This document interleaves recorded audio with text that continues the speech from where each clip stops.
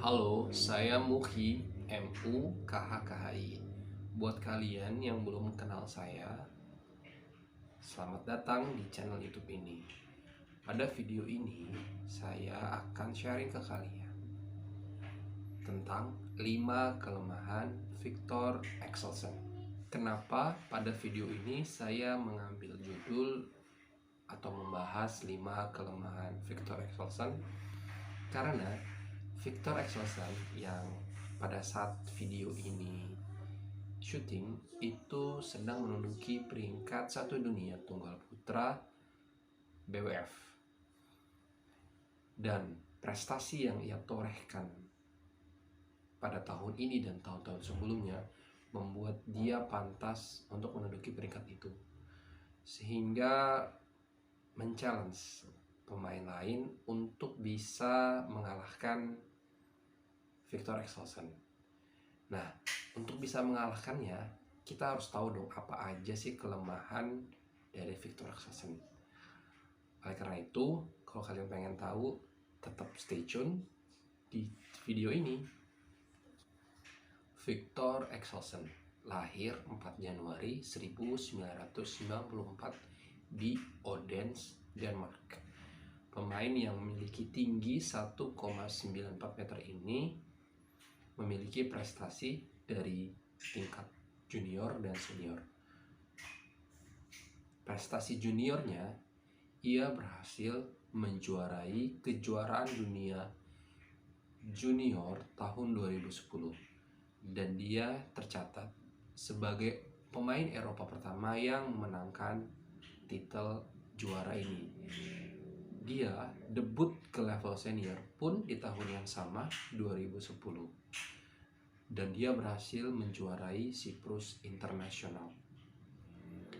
Prestasi Viktor Axelsen di level senior antara lain 2 kali menjuarai kejuaraan dunia BWF, 2 kali menjuarai kejuaraan Eropa, medali emas 2016, 2018, 2 kali menjuarai BWF World Super Series Finals 2016, 2017, menjuarai Olimpiade Tokyo 2020 yang diselenggarakan di tahun 2021, meraih medali emas. Di Olimpiade 2016 di Rio de Janeiro, dia berhasil meraih medali perunggu. Turnamen yang diikuti Viktor di tahun 2022 dan hasilnya seperti apa? Di German Open 2022 dia kalah di semifinal oleh Lakshya Sen of England. Dia berhasil jadi juara, dan semua game yang dijalani dia itu hanya 2 game aja, dan di final dia berhasil balas dendam ke Lakshya Sen. Di Swiss Open dia cuma sampai round 16 atau babak ke-16 besar karena dia walkover. Di kejuaraan Eropa dia jadi juara, dan semua 2 game aja. Thomas Hannover Cup, semua pertandingan yang dia ikuti dan dia sebagai tunggal pertama dia menang semua, dan dia hanya rubber lawan Heo Kwang-hee dari Korea dan Lo Guangzu dari Cina. Di Thailand Open dia cuma sampai babak 16 besar karena dia walkover. Di Indonesia Master dia juara, dan semua pertandingannya hanya 2 game. Di Indonesia Open juga juara, dan hanya 2 pemain yang berhasil merebut game dari Viktor, yaitu Ginting dan Lezija. Bahkan dengan Lezija itu Viktor hampir aja kalah 2-3, 2-1 di babak ketiga. Di Malaysia Open dia jadi juara. 3 pemain yang berhasil curi 1 game masing-masing itu Lee Cheuk Yu, Hong Kong, Ginting, dan Christie dari Indonesia. Di kejuaraan dunia dia jadi juara, dan lagi-lagi cuma 2 game aja di setiap pertandingan yang ia ikuti. Di Denmark Open, nah dia kalah di sini. Dengan siapa dia kalah? Dengan Loh Kian Yu, sparring partner yang Loh Kian Yu pernah latihan bareng dengan Viktor. Dan di French Open dia berhasil menjadi juara lagi, dan semua pertandingan lagi-lagi cuma 2 game aja. Dan di situ juga, di turnamen itu juga dia berhasil revanche melawan Loh Kian Yu. Nah, lihat kan torehan prestasi dari Viktor ini, bahwa dia tuh cuma 2 kali kalah dari Lakshya Sen sama Loh Kian Yu. Nah, meskipun dia kalah tapi dia juga berhasil revanche. Nah, Dari pertandingan ini yang dijalani di selama tahun 2002 ini, kita cari tahu nih gimana sih performa Victor itu sepanjang tahun ini, dan ketika dia kalah lawan Loh Kian Yu, kita bisa mempelajari apa sih titik kelemahan atau bagaimana cara mencuri poin dari Victor Axelsen. Oleh karena itu, kalian tetap simak video ini.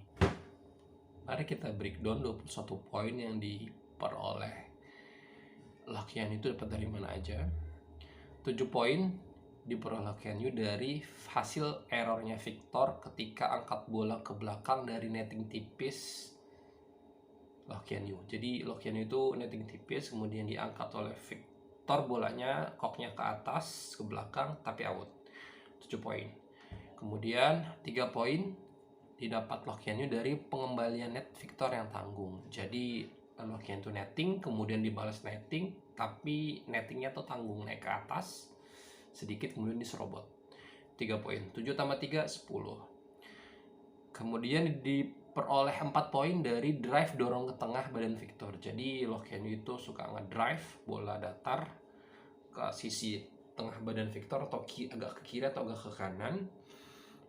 Itu Victor kembalikannya error. 7 tambah 3 tambah 4 itu udah 14. Sisa 7 poin lagi ya. Nah, 7 poin itu dapat dari mana aja? Pertama, lucky ball. Jadi Loh itu membenturkan kok ke net, kemudian mantul masuk ke bidang permainannya Victor. Kedua, service masuk dikira out oleh Victor. Jadi Loh Kian Yu itu service dikirain out padahal itu masuk. 2, kemudian 3, Victor service tapi error. 4, return service on net nyangkut, jadi Loh Kian Yu itu service kemudian dibalikin net tapi nyangkut. 5, Victor smash nyangkut. 6, backhand error. 7, placing Loh yang ke sisi forehandnya Victor masuk ke sisi sudut belakang batas servis ganda. Di game kedua, Loh Kian Yu itu menang telak atau unggul telak, skornya 21-10. Nah, 21 poin itu didapat dari mana aja? 7 poin didapat dari smash Loh Kian Yu yang tepat sasaran dan tajam. 5 poin didapatkan dari error netting dari Victor, jadi 7 tambah 5 12. 2 poin didapatkan dari pengembalian net Victor yang tanggung, 7 tambah 5 12 tambah 2 14. Kemudian drive dorong ke tengah ke badan Victor seperti penjelasan tadi. Jadi berapa tuh? 7 tambah 5 12 tambah 2 14 14 tambah 2 16. Sisa 5 poin lagi. 5 poin itu didapatkan dari 1, angkat bola ke belakang dari net. Dari net out. 2, Loh benturkan kok ke net, mantul lewat net. 3, return service Victor nyangkut. 4, placingnya Loh masuk. Yang kelima, error drop shot dari Victor. 21 poin. Nah, kalau kita bikin summarize, rangkuman, jadi 5 titik kelemahan dari Victor itu ada: pertama, angkat bola ke belakang dari netting Victor itu out. Kedua, pengembalian net Victor itu sering banget tanggung. 3, drive dorong ke sisi tengah badan dari Victor itu pengembaliannya error. 4, Victor suka nettingnya error. 5, smash Loh yang memang keras, tajam, dan di sudut kiri kanannya Victor, bukan yang di samping kanan ya, samping kanan kiri, tapi sudut di belakangnya Victor itu lumayan efektif. Jadi cara untuk mengalahkan Victor itu: pertama, kuasai area depan net, terutama harus punya netting yang tipis dan netting ini jangan error. Yang kedua, lakukan pukulan drive ke sisi tengah badan Victor, persis di badannya atau di kiri atau kanan, karena kan Victor punya postur yang tinggi ya sih. Jadi kalau di pukulan sasarannya ke tengahnya badannya dia aja, mungkin dia agak kesulitan untuk mengembalikan bola. Yang ketiga, smash Victor di sisi kanan atau kiri sudut kotak batas servis ganda. Jadi smashnya itu jangan yang kiri atau kanan Victor persis ya, yang bukan yang gampang backhand ataupun forehand gini ya, tapi agak sedikit ke belakang, dan itu di sudut kotak yang servis ganda. Nah itu sudut sininya nih, sudut sini gitu ya. Kalau di sini atau di sininya gitu. Nah semua itu harus dibarengi dengan pertahanan yang bagus. Kenapa? Karena seringkali ketika Lohkian itu angkat bola itu Victor smash gitu. Jadi harus antisipasinya itu harus cepat dan sigap, balik ke posisi ke tengah-tengah lagi. Kemudian sepanjang pertandingan itu harus fokus. Kenapa?